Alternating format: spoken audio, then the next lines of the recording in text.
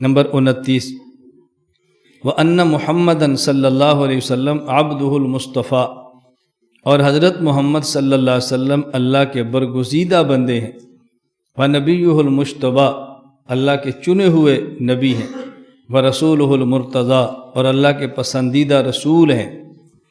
تو حضور اکرم صلی اللہ علیہ وسلم کے لیے سب سے پہلے لائے ہیں لفظ عبد، اور پھر ہے نبی، اور پھر ہے رسول۔ اس کا معنی کہ حضور اکرم صلی اللہ علیہ وسلم پہلے عبد ہیں، پھر نبی ہیں، اور پھر رسول ہیں۔ کیا مطلب؟ عبدیت کا معنی کہ آپ بشر ہیں، اس کے بعد آپ پر وحی آئی تو پھر نبی ہوتا ہے جس پر وحی آئے، اور جب نئی شریعت آئی تو پھر رسول۔ ترتیب کے ساتھ الفاظ ذہن میں رکھیں، عبد ہیں چونکہ بشر اور انسان ہیں، اس کے بعد نبی ہیں چونکہ آپ پر وحی آئی ہے، اور آپ رسول ہیں چونکہ آپ پر مستقل شریعت آئی ہے۔ رسول اکرم صلی اللہ علیہ وسلم کی شان عبدیت یہ بہت نمایاں ہے، اور شان عبدیت آپ کا بہت بڑا کمال ہے۔ پیغمبر نمبر 1 بشر ہیں، انسان ہیں، آدمی ہیں۔ انسان کی تعریف ایک وہ ہے جو ہم علم منطق میں کرتے ہیں، حیوان ناطق۔ ناطق سے مراد مدرک کلیات، کہ انسان حیوان ناطق ہے۔ اور یہاں جب ہم کہتے ہیں نا انسان، تو یہاں انسان کا معنی ہوتا ہے جس میں 2 وصف ہوں، نمبر 1 ذو عقل، نمبر 2 محسوس۔ اس میں عقل بھی ہو اور اس کو جو ہاتھ لگانا چاہیں لگا سکے، پکڑنا چاہیں پکڑ سکے، محسوس بھی ہوتا ہو۔ جنات اور ملائکہ یہ ذو عقل تو ہیں، محسوس نہیں ہیں۔ حیوانات، اشجار اور احجار، درخت اور پتھر، یہ محسوس تو ہیں، ذو عقل نہیں ہیں۔ انسان وہ ہوتا ہے جو ذو عقل بھی ہو اور محسوس بھی ہو۔ اور پھر ایک ہے انسان کامل، ایک ہے انسان ناقص۔ انسان کامل جس کا دین بھی کامل ہو، اور انسان کامل جس کی عقل بھی کامل ہو۔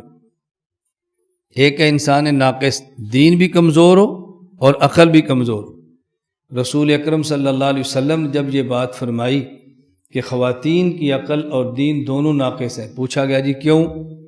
آپ نے فرمایا یہ ہر ماہ کچھ دن نمازیں نہیں پڑھتی، معلوم ہوا کہ دین ناقص ہے۔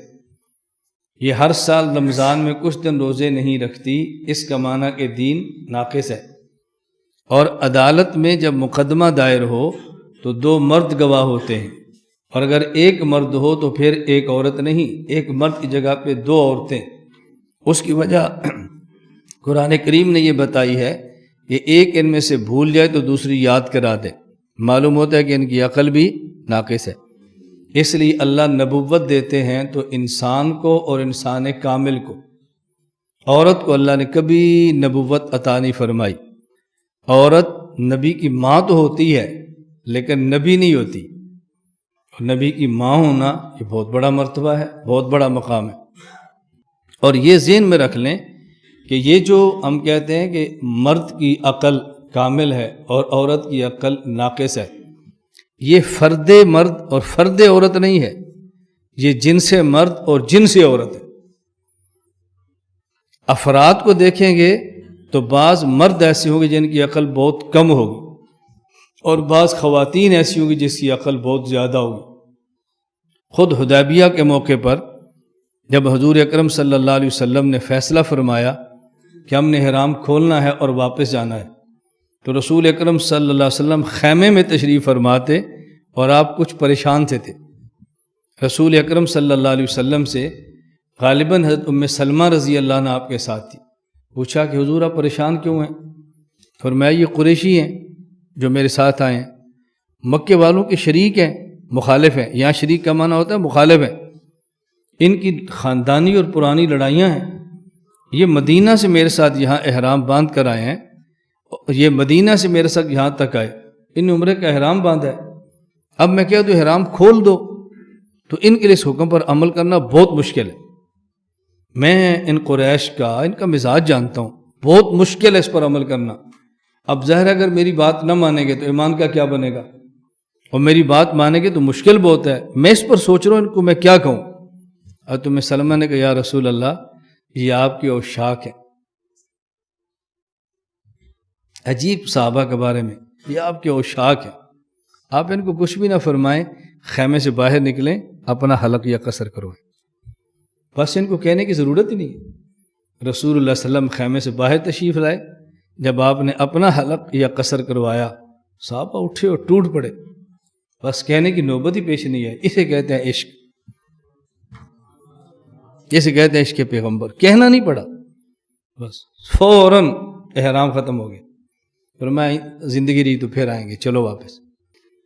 جب ہم یہ بات کہتے ہیں کہ نبی بشر ہے، اہل بدعت جنہوں نے عشق نبوت کے نام پر لوگوں کے عقائد کو بگاڑا ہے اور اہل حق سے امت کو توڑا ہے، وہ فوراً پروپیگنڈا کرتے ہیں کہ دیکھو یہ نبی کو بشر مانتے ہیں، بشر مٹی سے بنتا ہے، مٹی کالی بھی ہے سفید بھی ہے، مٹی خوشبودار بھی ہے بدبودار بھی ہے، مٹی نجس بھی ہے طاہر بھی ہے، تو نبی تو ہمیشہ پاک ہوتا ہے، نبی تو ہمیشہ خوبصورت ہوتا ہے، نبی تو ہمیشہ خوشبو ہوتا ہے، تو نبی کو بشر کیسے مانیں؟ اس لیے پھر میں سمجھاتا ہوں بھئی نبی اور امتی بشر میں فرق ہے۔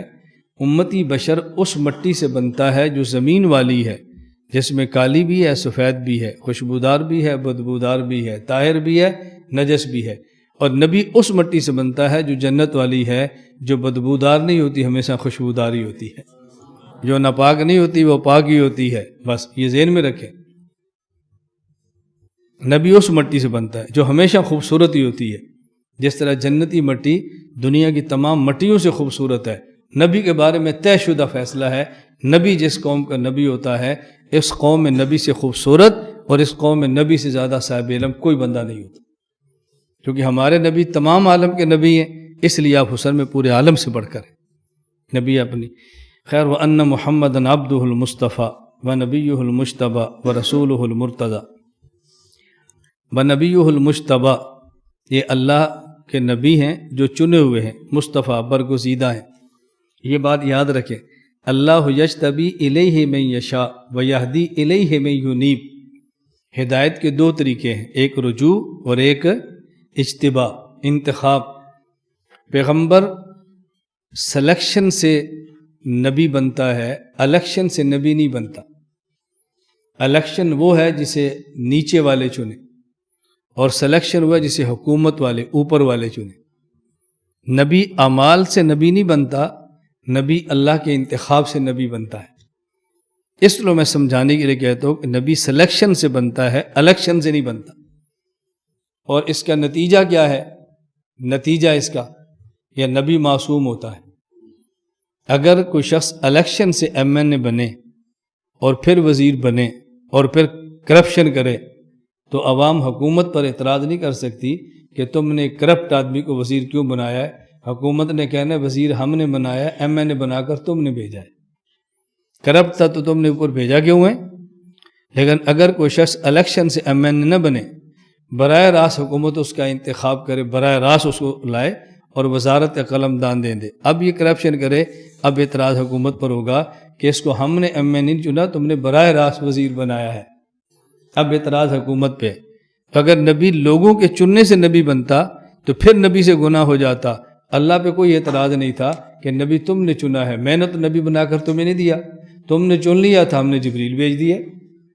لیکن نبی چونکہ سلیکشن سے بنتا ہے، اس لیے اگر پیغمبر پہ گناہ کر لے تو پھر یہ اعتراض نبی پر نہیں ہوتا، اعتراض خدا پر ہوتا ہے، آپ نے نبوت کے لیے بندہ کیسے چنا ہے؟ اس لیے اللہ نبی کو معصوم رکھتے، اللہ نبی کو گناہوں سے